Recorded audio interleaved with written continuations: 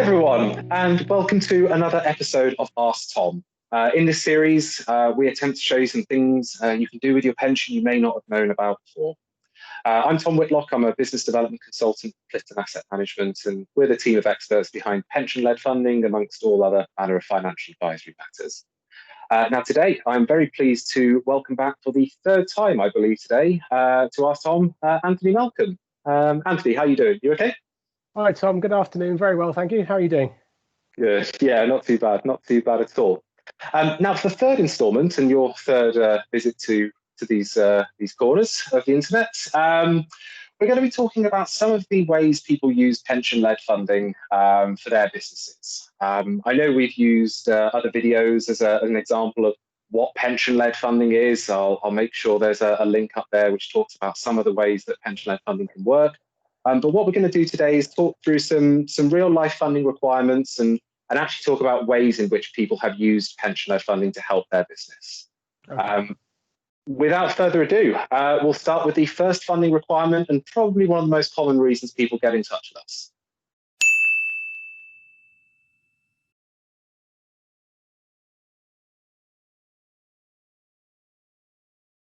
So, yes, working capital, generally quite a broad topic when it comes to funding. I think it's generally what most people understand as just cash to make the business keep going. But any particular sort of instances that a working capital requirement has been satisfied by the use of pension-led funding, Anthony? Yeah, Tom, for sure. A client of mine, I suppose to give you a particular example, was lucky enough to win a new contract, to tender successfully for a new contract. The downside of that, of course, was that they suddenly had to fund a much bigger operation than they'd been used to that point. So in order to go after that particular tendering and deliver on it, they needed funding, and they were able to use pension-led funding to satisfy that need. So that was a good workable solution for them. Sure. That's, yeah, I was going to say that's probably quite a common thing for a lot of businesses that are maybe taking that step up. They win a big contract and they've got to suddenly find a way to fulfill it. And yeah, pension-led funding is certainly a way of helping with that. So on to the second, one of the second most common ways of people using pension-led funding, which is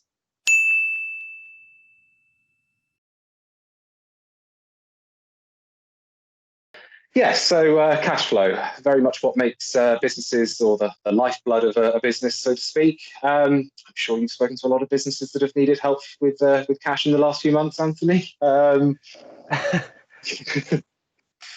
more than you might.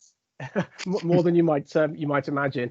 Yeah, the reality, Tom, is that whatever sector you're in, whatever type of business you're running, in the absence of cash, you're going to be in trouble. And again, there are many ways in which cash flow can be supported.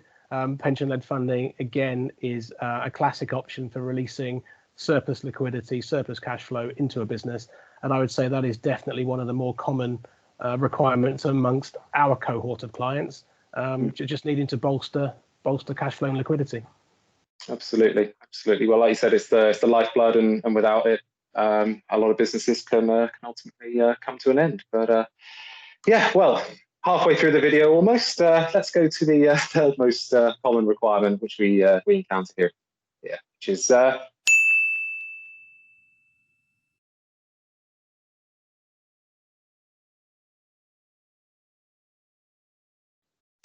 assets. Quite often when looking for assets and ways to finance them, the default position for most businesses and brokers out there is going to be an asset finance solution. But of course, as we've said many times, both on this video and on this channel, pension-led funding is a very versatile type of funding, and the purchase of assets is certainly something we deal with quite a lot, Anthony. I'd agree.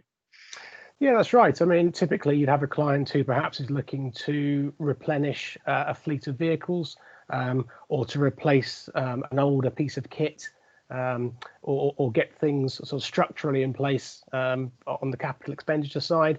And as you say, you have the traditional routes, asset finance, which has its place for sure, can be slightly expensive, a tad inflexible from time to time.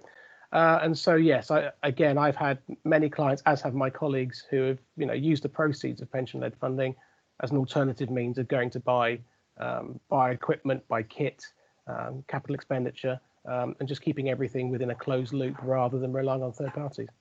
Sure. And with those payments every month going back to their pension and not to the asset finance provider, they see that build up again and ultimately be used for more funding going forward. Great. So I suppose we're getting towards the end. Here's number 4, most common reason we discuss pension-led funding.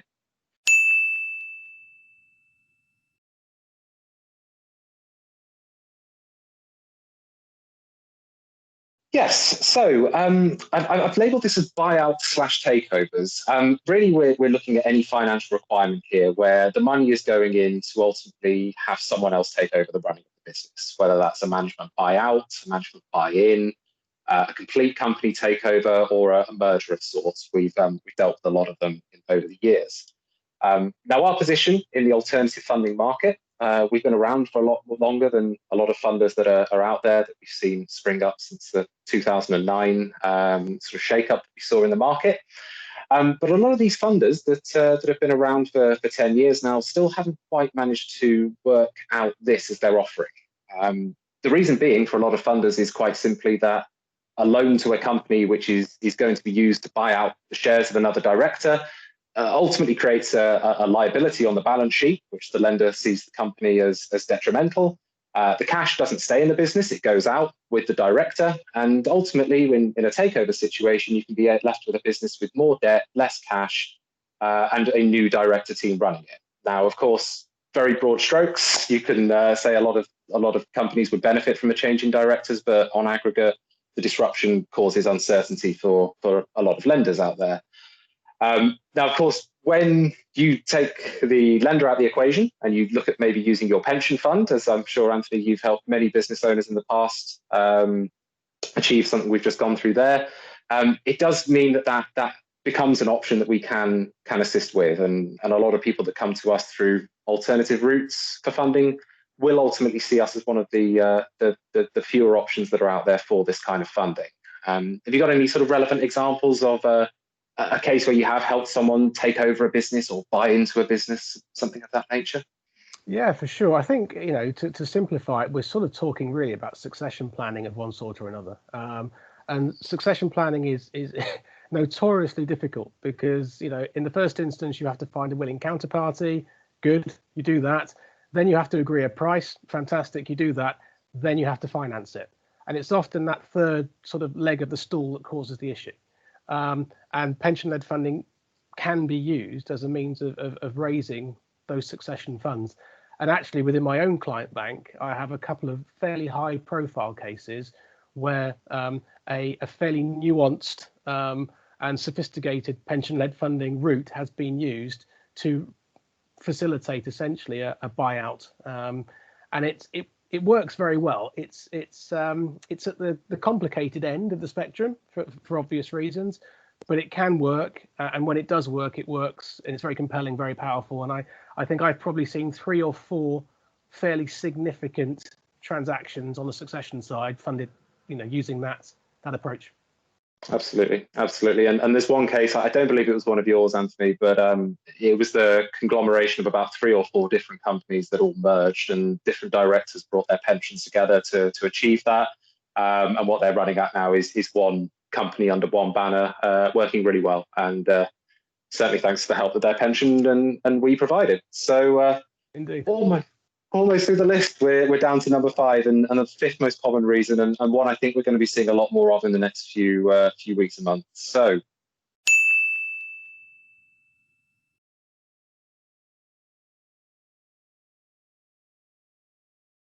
yes, so startup funding, very much like the previous sort of point and use of funding. It's one we see a lot of inquiries for, and I think it's again born out of the lack of reliable options on the alternative market that are out there for newer businesses looking to raise capital for the first time. Now, as we've discussed in previous videos, which I'll make sure are referenced in the top corner of the screen, it's going to be up there. What we have done in the past is videos on franchises and how those can be set up using pension-led funding, but also how pension-led funding can fund a startup business. And I'll make sure that links are put to there.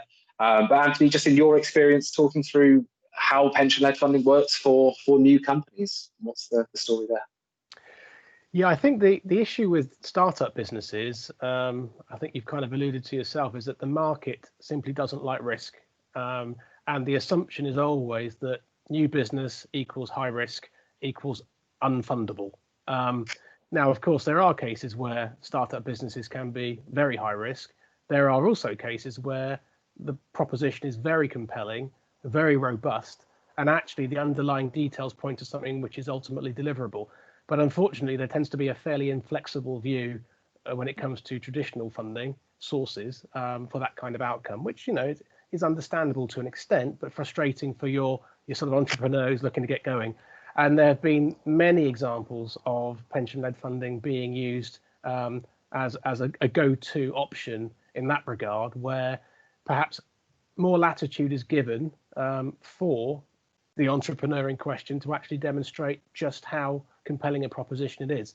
So rather than have a situation where a traditional lender or financier will just dismiss things out of hand as being, you know, just too risky, too difficult, pension-led funding allows you to have a bit of space to think, to consider, and obviously in those cases where it's an unrealistic proposition, we will be the first to kick it into touch. But in those cases where, you know, there is something to be seen, something worth pursuing, it really can be a flexible alternative to get businesses off the ground. Absolutely. It's something we've seen a lot, and I'm said previously, I think it's something we'll probably see a fair amount of startups coming out in the next few months with all we've got going on. I think so. Well, Anthony, that's really, really helpful. I know you've got a lot on today, so thank you very much for your time and for taking it out to discuss this with us today. No worries. Great stuff. Now, if anyone is watching at home and thinks this might be useful for them, for a client, or they just want to learn a bit more about how we can help them, I'll make sure the contact details are put up in the bottom in the description box of the video, as well as at the end. If you do wish to get in touch, our website, which is pensionledfunding.com, has a number of case study examples, frequently asked questions, and most importantly, a box which will let you contact us, and someone here will get in touch to see what we can do to help. But for now, thank you, Anthony, for your time. Thank you for those at home for their time. Remember to like and subscribe to the video, and tune in for the next episode of AskTom. Thank you all. Stay safe and goodbye.